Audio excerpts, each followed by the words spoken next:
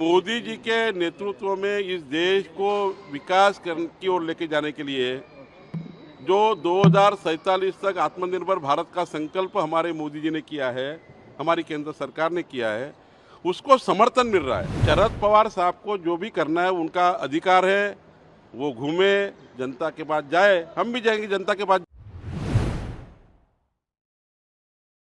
मोदी जी के नेतृत्व में इस देश को विकास की ओर लेके जाने के लिए जो 2047 तक आत्मनिर्भर भारत का संकल्प हमारे मोदी जी ने किया है, हमारी केंद्र सरकार ने किया है, उसको समर्थन मिल रहा है। एक प्रकार का समर्थन अगर कोई देता है तो उसके लिए हम लोग कैसे ना बोले, समर्थन मिला है। ये समर्थन महत्वपूर्ण है और ये देश के लिए, महाराष्ट्र के हित में है। तो इसलिए महाराष्ट्र का हित जहाँ है, देश का हित जहाँ है, वह हम काम कर रहे हैं। और हम तो किसी के घर गए नहीं, हमने किसी के पीठ में खंजीर खोपा नहीं, वो हमारे संस्कार नहीं है। ये शुरुआत तो 2019 में की गई, जब देवेंद्र जी को पूरे महाराष्ट्र की जनता ने समर्थन दिया, मुख्यमंत्री बनने के लिए वोट दिए, मुख्यमंत्री के लिए वोट दिए।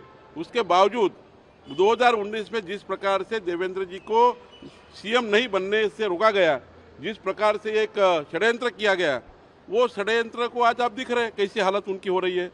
आज हम कोई पार्टी को तोड़ नहीं रहे, हम लोग केवल मोदी जी एट 9, मोदी एट 9 का जो समर्थन मांग रहे हैं और हमें समर्थन मिल रहा है। और आगे भी आपको दिखेगा महाराष्ट्र में हमें समर्थन मिलेगा। 45+ यहाँ के सांसद हमारे मोदी जी के लिए हाथ ऊपर करेंगे और विधानसभा में भी 200+ विधायक हमारी सरकार लाने के लिए अच्छे तरह से पूरी बहुमत से इस महाराष्ट्र में आएंगे, ऐसा मुझे लगता है।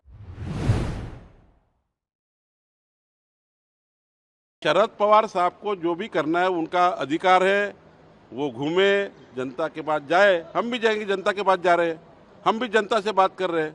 हम पूछ रहे हैं कि 2019 को कौन मुख्यमंत्री बनना चाहिए था, किसने षड्यंत्र किया हमारे साथ, कौन षड्यंत्र का भागीदार। तो जनता कहती है ना, जनता को जब प्रश्न पूछते तो जनता ही कहती है, जनता ही कहेगी। तो शरद पवार साहब का काम शरद पवार साहब करे, उनकी पूरी छूट है। लेकिन जनता में हम भी जा रहे हैं, हम भी रोज जनता से बात कर रहे हैं।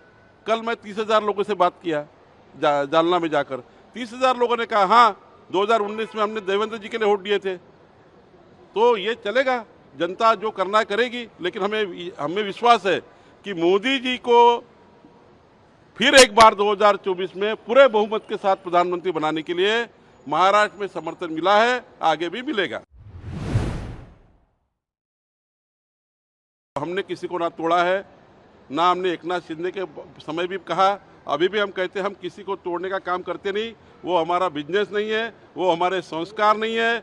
हम केवल समर्थन मांगे हैं। और एकनाथ शिंदे जी ने तो केवल उद्धव ठाकरे के जिस प्रकार से रवैया था, उनकी जिस प्रकार से मुगलशाही चल रही थी पार्टी में और सरकार में भी, उस वजह से उन्होंने पार्टी छोड़ी है, उस वजह से उन्होंने वहाँ से बाजू हो चुके हैं।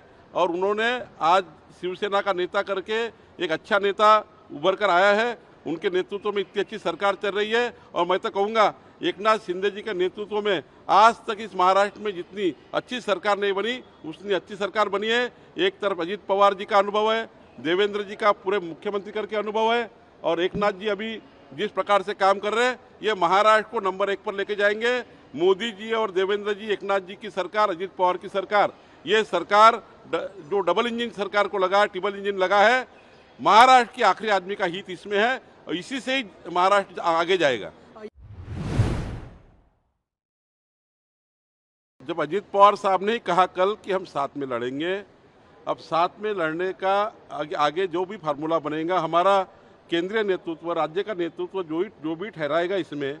और अच्छा है ना, मैं तो बार बार कहता हूँ, जब अलग अलग विचार के सारे लोग और सारी पार्टियां एक जगह आती है तो उसका जो अंतिम होता है वो अच्छा होता है, वो देश के लिए होता है, राज्य के लिए होता है। तो मुझे लगता है जितनी भी पार्टियां आए उनको सबको साथ में लेके जाना चाहिए और महाराष्ट्र का विकास